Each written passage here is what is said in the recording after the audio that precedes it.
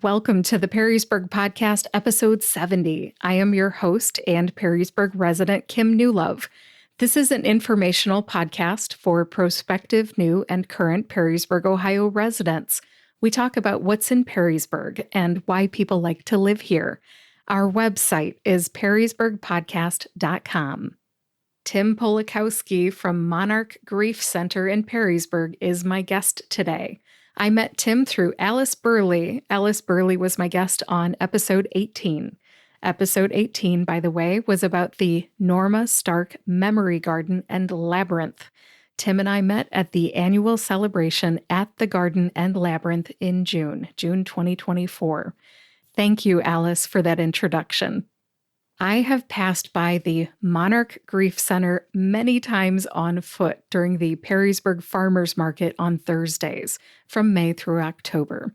So I know where it is, but this episode gave me an opportunity to go inside and learn more about what the Monarch Grief Center is, services they offer, and why they chose to set up shop in historic downtown Perrysburg. If you've been curious about the Monarch Grief Center too, you will like this episode. The timing of this episode is very important to me. As I record this, Thanksgiving is next week. It's just a few days away, and Christmas is next month. This episode releases on November 22nd, 2024.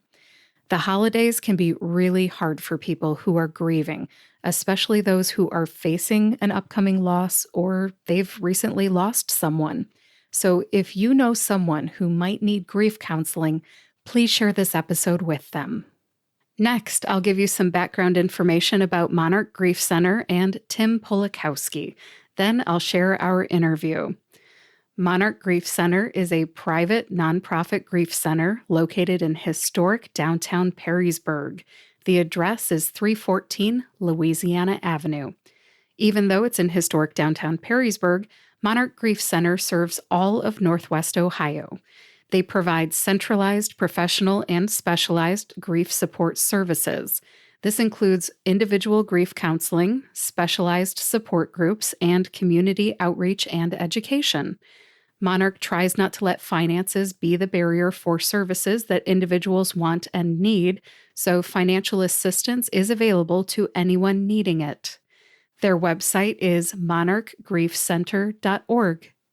That ends the description of Monarch Grief Center. Now I'll introduce my guest. Tim Polakowski is a grief counselor at the Monarch Grief Center, but he's also a co-founder and the executive director. He's a great resource about grief and the Monarch Grief Center. After working at a local hospice for 10 years, Tim and his co-founder Amy became acutely aware of the need for more specialized, centralized, and professional grief services in Northwest Ohio.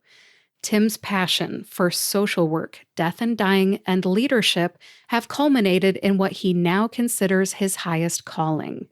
Tim considers it an honor to do this work for our wonderful community. That concludes Tim's introduction. Now, without further ado, here's my conversation with Tim Polakowski. We are talking about the Monarch Grief Center today. Yeah. It's my first time here. Yeah. The place is beautiful, lots of artwork, lots of comfy furniture, and I just want to have you talk about what you do here and how you help people in Perrysburg. Absolutely. Yeah. So Monarch Grief Center is a grief counseling center, and we provide three main services: individualized grief counseling, so one-on-one counseling. We also provide specialized support groups. With our support groups, we try and get similar losses together, so we don't just throw all losses together in the same support group.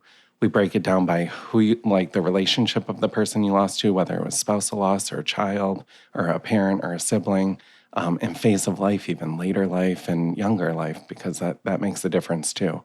And then our third service is community outreach and education, because a lot of times it's not the person grieving that's doing it wrong, it's the society that they have to face that says all those platitudes like they're in a better place or you're so strong. That does not make the griever feel better. So we feel like we need to do a lot of education in the community to try and help from the other side, not just the griever's perspective. Wow. So. had in my head that this was a place where people who are grieving come to talk to a counselor and get some help and coping skills and, Yes. the ability to move on. I think you covered that with the first one, right? Yeah, absolutely. Yeah.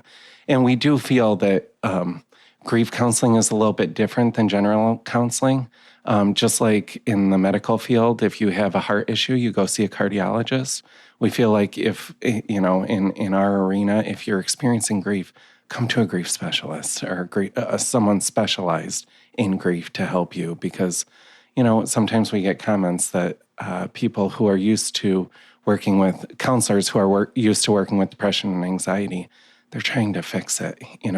Grief is not something that's fixed.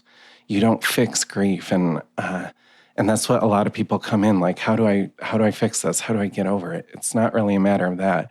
It's a matter of how do you incorporate the grief into your life moving forward, because it's going to stay with you, and it does get lighter to carry. And the more you process it, the more you talk about it, the lighter it does get to carry forward.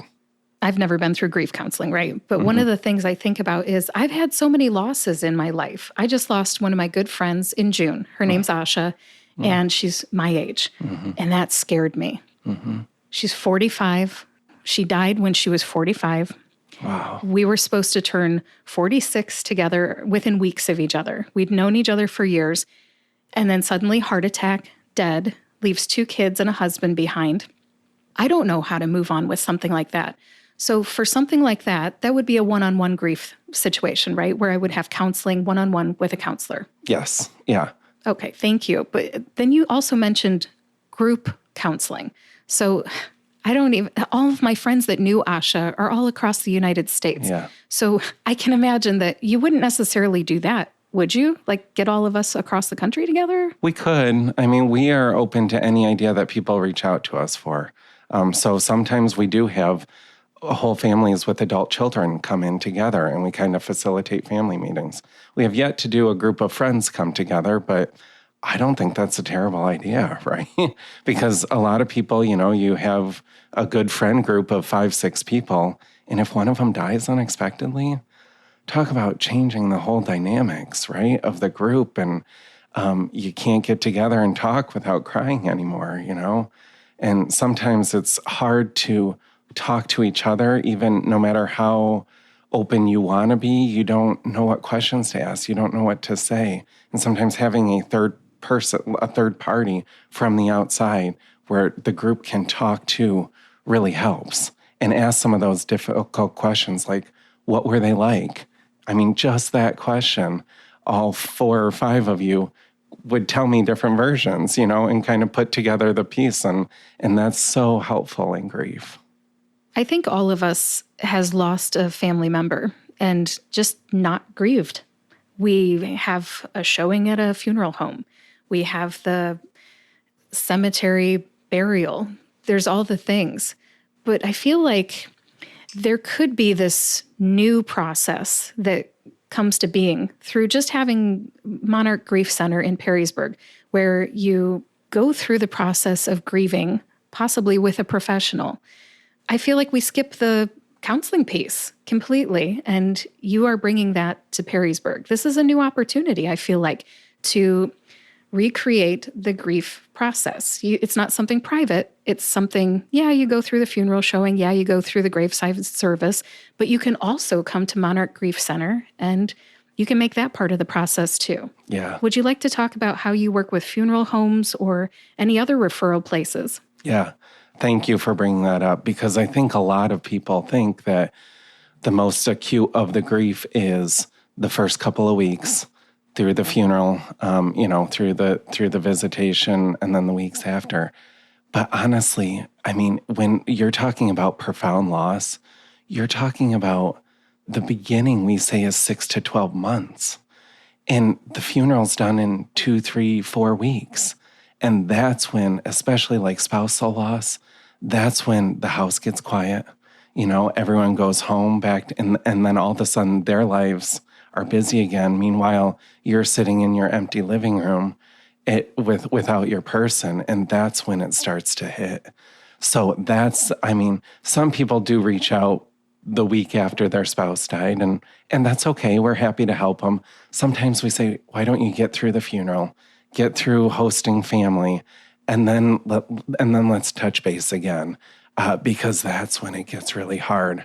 And that's, to your point, that's kind of when counseling really starts to be beneficial, because again, the world starts moving on, and all of a sudden the person who's grieving just sees the world going on and their world has completely stopped, and they just want to scream, everyone stop, and Monarch Grief Center, specialized grief counseling centers give people a place to come where they know it's safe to talk about their person.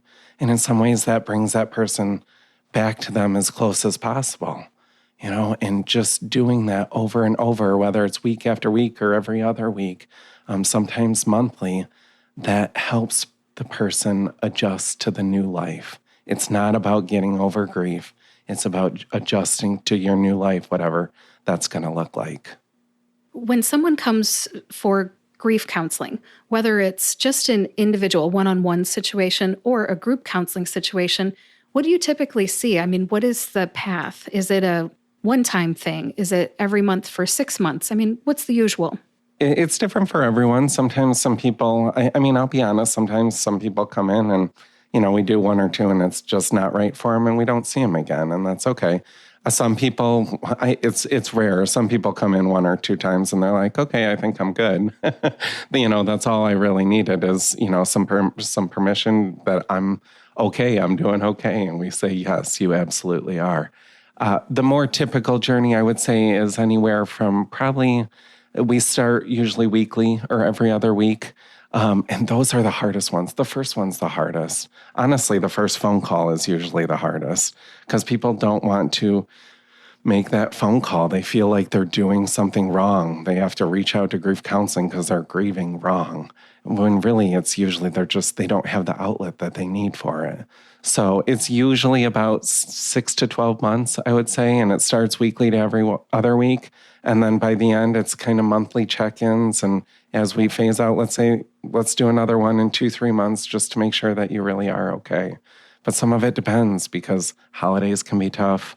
That 1-year anniversary of the person dying can be tough. Their birthday, wedding anniversaries, those kind of things.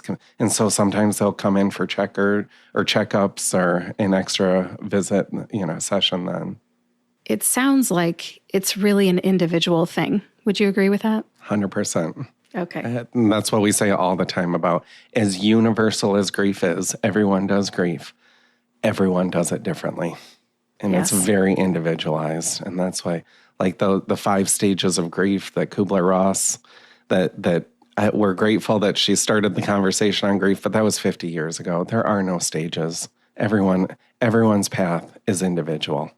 Thank you for saying that, because I think people get the stereotype in their mind that there's a process and look at where I am. Look at me. I'm going through it. And when you mentioned that this is just an option, I think people need to consider that because, life is tough. Yeah. And grief is a tricky thing. Yeah.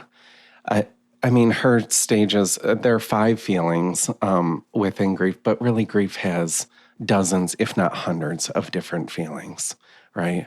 And it all depends on what your relationship was with that person. If it wasn't a great relationship or they really were struggling with their illness or maybe they weren't the nicest person towards the end, there might be some relief in your grief, relief that they're gone.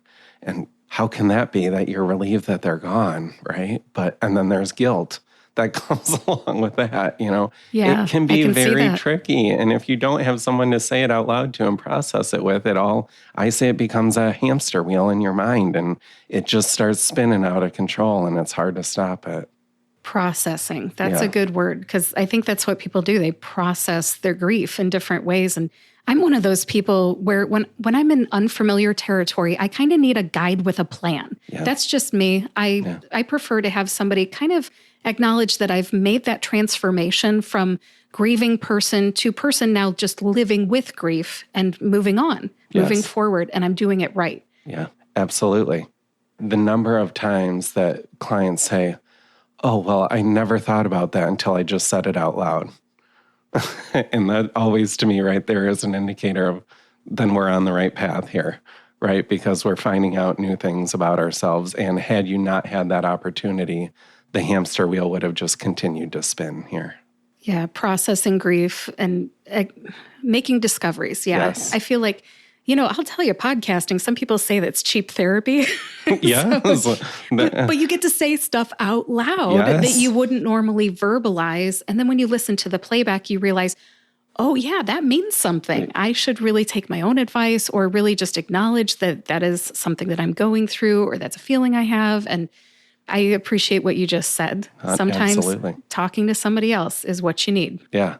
I think it's one, having just the space to process it in time, but it's also having someone else, especially someone trained, to ask the right questions, to kind of go to the nooks and crannies that for one reason or another we just aren't able to go to on our own. So another person just talking it out helps. Thank you for talking about the process and what it's like for the individual and for the groups. One of the things that I know a lot of people probably have a hard time with is admitting that they're having a problem and reaching out for help. So what's an entry point for working with Monarch Grief Center? Yeah, so we try and make it as easy as possible for people. People can certainly call us to set something up, but we also we have the ability to text on our business line as well. You can send a message through our website. Some people send us messages through Facebook. Any way that people want to reach out, we want to make it as easy as possible. Because like I said, for some reason, just not for everyone, but for a lot of people, making that first phone call is really hard. And then coming in, I think because coming in for the first session and opening up about how hard it's been, it's very, very emotional for a lot of people. So it's just a little bit, and we don't like crying in front of other people. We don't like being vulnerable. We don't like any of that process of grieving, really. So what I try and tell people is, if you're reaching out, it's not because something's wrong, right? We're a little bit different from other mental health in that grief is not a disorder. There's nothing, it's not a mental illness. Grief is life, right? If we're going to love, we're going to grieve because we're going to lose people. So I don't even really like being considered mental health, because I just want to be, that this is a place to come in and check in about your life, about living, living, loving, and losing. So reach out. We're not as scary as it seems. Honestly, after the first couple sessions, we end up probably laughing just as much as we end up crying. That's positive. I mean, that's a good thing. Yes, absolutely. We think so. Yeah. Tim, we talked about how hard it can be for somebody to reach out and make that first phone call and find that entry point into grief counseling. But tell me, when somebody is done with grief counseling, no matter how long it takes, and we talked about how individual that can be, what's it like on that last session? Everyone's last session is a little bit different, but a lot of times I think both of us see it coming, the counselor and the individual see it coming. So it's never really a shock, like, okay, I think you're done, or, we've been talking about it. And it's hard to explain, because when you're in the beginning of grief, you don't ever imagine you'll be at a point where you'll be okay again. And to have someone say, okay, I think I'm ready to do this. I think I can do this and go out on my own and carry on with life. It's a beautiful thing. It is hard though, because with a lot of clients, we've built our own relationship together, right? And we end up really respecting them and they respect us. So even that can be a little bit hard, because it's like we've helped them through and it's been our pleasure, our honor to do it with them. And then all of a sudden it's like, then they're just gone, right? So usually it's a very sentimental, but also really encouraging, like, you got this. And they know at the time, yeah, I can do this. I'm on the path to creating that new life. What I hear you saying is that they know they're ready. Yes. They're ready to be done with the grief center. Yes. And they have the coping skills. They have the resources. Yes. You equip them. And they tell you when they're done, it sounds like, right? Yes, most of the time they do. Yeah. That's really cool. Yeah, it is. Thank you. Yeah. Oh, I love a happy ending. I'm such a Disney girl. Well, but and to be honest with that, there is that narrative in grief where, like, grief isn't always a happy ending, right? Because no matter how good they are, they still want their person back. They still miss their person. So that's where as much as I'm a Disney guy too, so I love a happy ending too. But I do feel like, to be fair to those who are grieving, it's not going to be terrible forever, but grief does stick around, and it does hit you. So, but it still is a form of a happy ending, I guess. Thank you for saying that. I'm not trying to make it sound like you go in sad and you leave happy. I just feel like there's a transformation. And if Monarch Grief Center can be part of that transformation, yes, and invite people to make that difficult first call, first appointment, and then you're telling me that people know when they're done. Yeah. I consider that a win. Let's call it a win. A win. Wow, you should be a grief counselor here. We talk about that all the time. Is in grief, it doesn't seem like, you're making progress, but we say, let's use the word, it's a win. It's a win for today. That's how you can track progress in grief, because it's hard to track progress. Another quick story. We had one client who unexpectedly lost her husband of 40 years in the middle of the night. He went to bed super healthy, woke up and he was gone. And she tried to do CPR and those kind of things. And she was so worried about coming into group. She called. In fact, I think she called like hours before the group and said, I can't come. And I said, please just give it one try. Just come in, see how it goes. If it doesn't go well after the first one. Anyway, she ended up coming. She talked about how she's an artist. She hasn't been able to create art in 15 years, or 15 months, not years, 15 months since he died. The group encouraged her. 2 groups later, she brought her first painting in. And I should show you, I forgot to point it out to you. I'll show you on the way out here. It's a beautiful monarch wing. Oh, it's here. That's awesome. Yes, she gifted it it gives me goosebumps. She gifted it to Monarch Grief Center here. And in group, we talked about it like for 20 minutes about the painting and what it means, or, how everyone interprets it a little bit differently.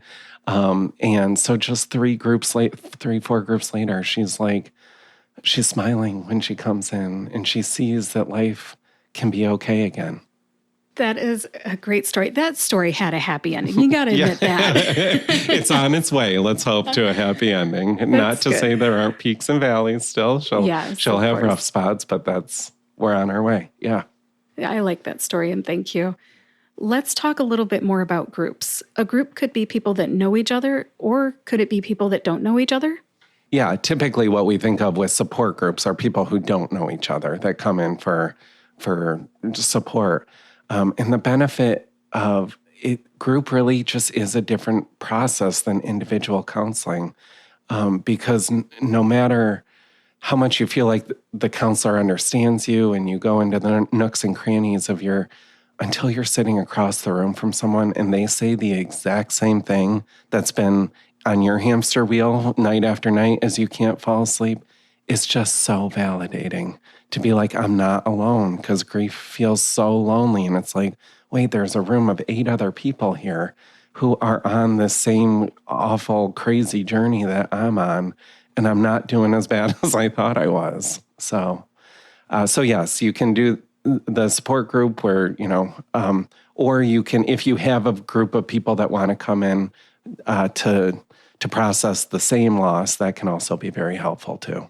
Thank you for sharing that. And thank you for sharing that validating comment, because I don't know about you, but maybe it's from being a mom. My kids don't always listen to me, but they will sometimes listen to other people who are their age, talking their lingo and whatever. I feel like that's the exact environment that you have created for these support groups. Is that right? 100%. Yeah. Again, another thing you've stolen out of our mouths is... I know your playbook, Tim. Right? Apparently. Where did I leave it? Where did you find it here? We talk about that. We say things 10 times in individual counseling and it just doesn't land. And then they come to group and someone says it and it's a light bulb moment for them. And don't get me wrong, I'm the same way. I act like but sometimes the way people say it or just who says it or how they say it, it hits differently. So, yes. Sometimes people just need to find their tribe, I think. Yeah. Yes. This friend of mine, Asha, that I lost in June, she was part of a group called the Metapreneurs. we're medical entrepreneurs. I'm a pharmacist by training, and so was she, of course. And we met at a conference called Metapreneurs. And tomorrow, as we record this, it is Monday, October 21st, 2024. But tomorrow, we're going to be meeting as a group online because we're from various parts of the country, mostly North Carolina. But we're in Ohio, right, Tim? Yeah. But we get to talk and kind of grieve and talk about what she meant to us, but also lessons that we can learn as business owners, because I don't know what kind of plans she had. And she had a business partner who was another woman pharmacist. And we get to hear what that was like, and what she had and what she didn't, and lessons we can all learn. And I think that's another thing in groups that you can find out, like what's working for somebody else. And yeah, groups are important. I'm looking forward to that to help process my own grief. Absolutely. And it sounds like you guys are very intentional about leaning into that grief, and you feel comfortable discussing that with each other. There's some groups, there's some like places of employment where they're an engineering firm. They don't talk grief. They don't talk, feelings and those kind of things. So that's where they reach out to us to help them facilitate a group discussion amongst all the employees, what to expect, what are you feeling, those kind of things. So good for you guys. I'm proud of you. Thank you. I got my gold star today. Yes. Thank you. Yeah, I am looking forward to that. But moving on in our discussion here today about Monarch Grief Center, we haven't really talked about the advocacy and the education piece that you provide to the community. What can you tell me about that? Yeah. So again, kind of like I said in the intro, we feel strongly that community education is just as important because we would love to see our community become more grief-friendly in terms of not just saying things to try and cheer the person up. That's what it comes down to. When you know someone in grief, don't try and cheer them up. Just give them a hug. Tell them you're there for them. Drop off a treat for them. Drop off something so that they know you're thinking about them.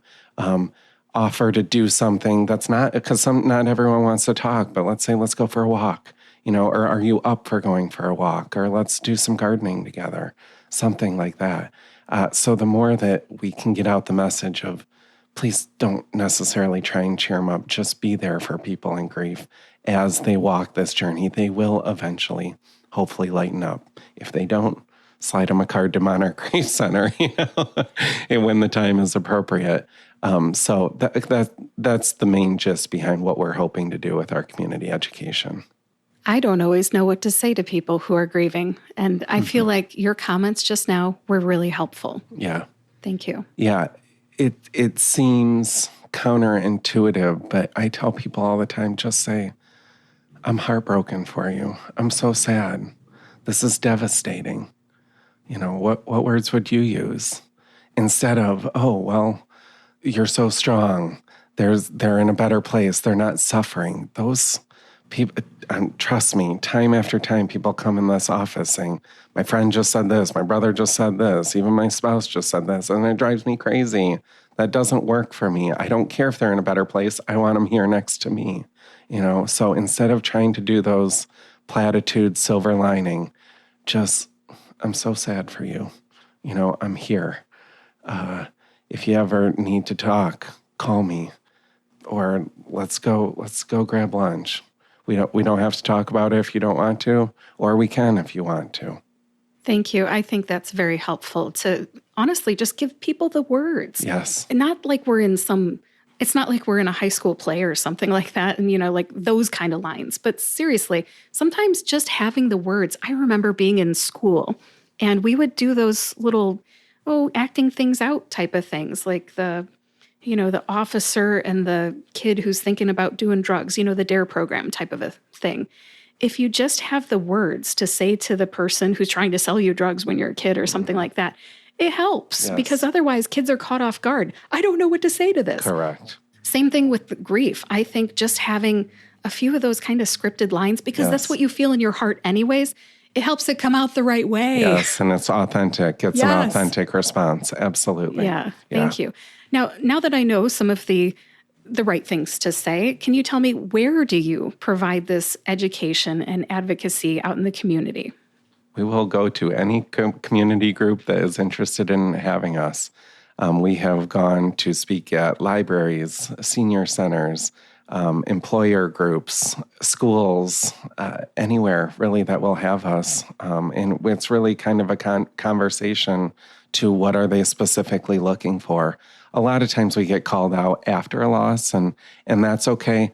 Those are a little bit different because those we like to facilitate as more of a discussion. How's everyone doing? What are people at? Where are their heads at? What are they thinking? Whereas if it's not in response to a loss, it's just more general education about grief, how to respond, those kind of things. And we really will go anywhere that will have us. Yeah. Sounds good. How about people who prearrange their own funerals? Do you have your materials there at local funeral homes? We're certainly willing to work with funeral homes. We've reached out. Walker Funeral Homes has several locations all throughout Northwest Ohio. They've been wonderful to work with. We're also trying to figure it out because, again, funeral homes, it's almost people are too numb. The grief is too raw that when they try and share the information, people just aren't quite there yet. So we do get some referrals from funeral homes, but by and large, it's a lot of our referrals come from social workers in the community, other counselors in the community, friends and family that know about us that, again, it's been 3 months, 6 months, 9 months after the loss, and the person still feels like they're struggling. And that's where someone encourages them, someone from the community encourages them to come in, and they do. So really our best referral source are people in the community that are just like, hey, I heard about Monarch Grief Center. You should check them out. And people do, and they give us a call. Good to know. I think referrals are important. And when I brought up the funeral homes, I was thinking more about the people who go in there when they're still alive, of course, and they're prearranging their funerals. And I have seen people in this community alive and well, right? But I know they've got their headstone at the cemetery because I happened to ride my bike past it and I saw their headstone and I know they're alive. So I was just thinking that would be, a possible source of referrals because it's kind of like thinking ahead. I hate to be morbid, Tim. No, I really do. No, absolutely. I'm thinking ahead. It's realistic. Hospice too. Yes, absolutely. It's very realistic. And I will say a small portion of our clients, we actually work with anticipatory grief. So a close family member of theirs has terminal cancer, and they're struggling to cope with that. So we have them come in and we talk about the grief that they're experiencing already. And I'll be honest with you, a lot of times it's just reassurance that a space where they can have a frank conversation about their person dying. Because again, so much out there is hold hope, don't give up hope.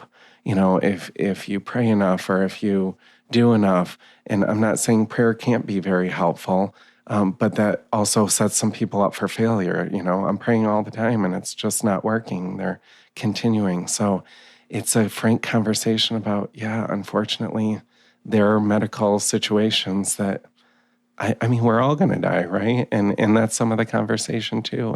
And this is your person's time. So how do we make the most of the time that we have? And a reminder that they'll be okay. It's going to be hard, but in some ways, before is harder than after because of the pending loss. When is this going to happen? When's the shoe going to... Oh, gosh. It can be torture for some people. So, we do work with anticipatory grief, too. Tim, why did you pick Perrysburg? I'm so glad that you asked that question because it was a very intentional choice to pick Perrysburg for the start of Monarch Grief Center. When my co-founder Amy and I were creating Monarch Grief Center, we were talking about what location we wanted to pick. And I'm a resident of Perrysburg. I'm not originally from here. I've been here for 12 years now. But I love the community feel that Perrysburg has. And I feel like it's probably one of the strongest community feels of all of Northwest Ohio. And I wanted Monarch Grief Center to be the community's grief center. We could have, Amy and I, my co-founder and I, could have gone the private practice route, but we very intentionally wanted to be a nonprofit community grief center where we're not about trying to pad our own pockets with the profits. Any profits that we have will be reinvested into providing financial assistance for clients who don't have the means. It's very important to us that people are never turned away, not that we would turn away, but are discouraged from seeking services because they don't have the finances. And that involves community support. And I knew even just word of mouth. I'm a member at the Perrysburg Boat Club. And I know a lot of the people downtown because we only live a couple blocks from downtown. So the school system refers people to us. I just knew that the community would support us, and I have not been wrong in that by any means. We've had 2 fundraisers now that were very, very well supported. And I intentionally picked our office location as well to be downtown Perrysburg. I want it to be in the middle. I didn't want to be off in some medical complex building with no windows. You see here, I just saw a school bus just drive right outside the window there. That's the feeling I wanted. I wanted to be like we're in the middle, in the heart of the community. And here we are. I love Perrysburg. And I'm so happy that Perrysburg is a part of our story. I like your location very much. I pass this by when I walk through the farmers market every single week. I'm sad that the farmers market is done. Yeah. But every time I passed by your door, I thought, you know what? Thanksgiving is coming up, and sometimes the holidays are hard for people. So let's have Tim on the show, talk about Monarch Grief Center and all the things that you do for the Perrysburg community. Yeah, thank you. Thank you. You're welcome. Thank you for everything that you do for the Perrysburg community. As we start to wrap this up, is there anything else you'd like to share? Yeah, I think the only thing left is just check. I would encourage people to check us out, whether it's for them or someone they know or someone they may know in the future here that may need us. So we have a website, www.monarchgriefcenter.org, kind of a long one, but easy to remember, monarchgriefcenter.org. You can also, as I said, call or text us at our office number, which is 567-331-8601, and or just stop in our office. We do have some people that walk in. I will say we're by appointment, so it's not that we'll have a counselor immediately available to meet with someone. But if we're available in the office and not back with clients, we will happily, have a little preliminary conversation and set up an appointment to get someone in. We usually try and get people in within a week or 2 as well, because we know in grief, and when you reach out, you don't want to make an appointment and say, see you in 3 months. That's not very helpful here. So we do try and get people in pretty quickly. Yeah, you really need to strike when the iron's hot on that one. Yes. Yeah, grief. If somebody's experiencing it and they're ready for help, it's best to strike when the iron's hot. Yeah, absolutely. Absolutely. And Tim, this is a little bonus question. I'm going to stick this in, even though I asked you to wrap it up here. You and I met at the Norma Stark Memory Garden and Labyrinth here in Perrysburg. Can you tell me a little bit about your connection with that, or maybe Monarch Grief Center's connection with that? And then I promise we'll wrap this up. Yeah, absolutely. And I'm glad that you did mention that because, again, about Perrysburg community, everything that it has to offer, working in hospice and then opening a grief center. I had been to the Labyrinth and Garden because what a resource for people to be able to go to and just have some time. And, and Norma Stark, the beginning of it was a grief project when she lost both of her parents. So then conversations, just evolved with the board over there, and they admitted themselves getting up there in age, and they were looking for someone to help them out and carry on Norma's legacy. And unfortunately, unlike you, I didn't know Norma personally, but I feel like I can do a great job of helping carry forward their mission and Norma's vision. So I'm so excited about the partnership with them because I don't want to lose that resource in the community. And I will continue to pull on people like you to help me know who Norma was and to continue Norma's legacy on in that way as well. Next time there's the annual celebration, I think it's June 23rd every single year. Yeah. I should bring some pictures of me when I was a lot younger with her. We had some good times. Yeah. I would love it. Yeah. That would be cool. Yes. Yeah, she taught me how to play the saxophone, accompanied me at all kinds of band contests. Yeah. She inspired at least one person to become a music teacher, Cool. instruments and whatnot. I believe Roy Young over at Anthony Wayne High School. Anyways, her legacy lives on, not just with the Labyrinth and Memory Garden, but also in the people that she touched. Yeah. She touched a lot of Very lives. cool. Yeah. And I'm a fellow saxophone player too. So You are. alto sax? Yeah, I started on alto, switched to Barry, ended up, and then Roy Young actually got me playing the tuba because we were out of tuba players after he graduated. So, Gotcha. anyways, Yeah. we had some good times. It's funny how many lives one person can touch. Absolutely. Yeah. Cool. Yeah. Hey, and does Monarch Grief Center ever meet over there at the Memory Garden and Labyrinth? Yeah, we hope to continue to do some. We've had a couple meetings over there. I do have an idea.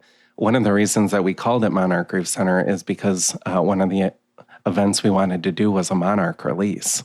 Oh. And what a better place to do it than at the Labyrinth and Garden. So hopefully maybe even next spring or fall, we'll do a Monarch release. So yes, we hope to continue to partner and do things together as well, because it's just such good synergy between the two organizations. Yes. And to my listeners, if you've never been to the Norma Stark Memory Garden and Labyrinth, you need to check that out. Yeah. Absolutely. Agreed.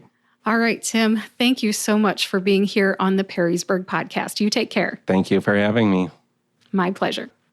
Thanks again to Tim Polakowski for being my guest on episode 70 of the Perrysburg podcast. I'd like to do a brief recap and then I'll wrap up this episode. Monarch Grief Center is a private nonprofit grief center located in historic downtown Perrysburg. The center serves all of northwestern Ohio, and they provide individual grief counseling, specialized support groups, and community outreach and education.